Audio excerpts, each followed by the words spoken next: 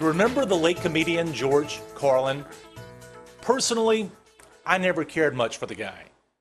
But back in 1995, he performed at my college class reunion at Georgia Tech in Atlanta, Georgia, and he said something that I thought was absolutely brilliant.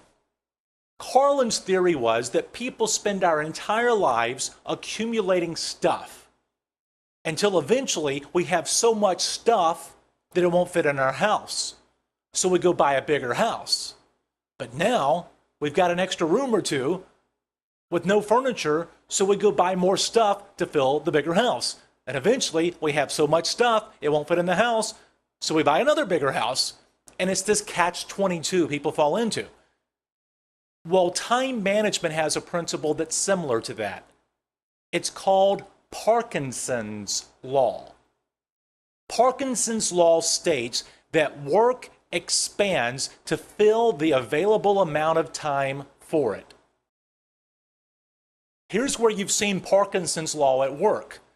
Have you ever noticed that you seem to get critical tasks finished just in the nick of time, right before the deadline? Well, if you've ever thought it was because you had just the right amount of time to do it, guess what? That could be Parkinson's law sneaking up on you.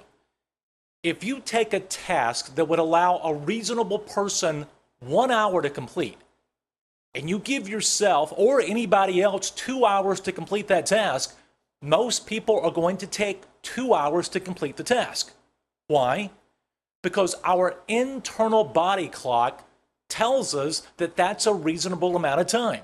Unless some external force or external factor leads us to believe that we could not or should not take the full amount of time to do that, we're going to take the full amount of time.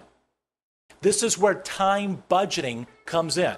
And in the next segment, I'll show you how you can have a huge impact on how fast and how effectively you work, as well as how fast and how effectively other people work.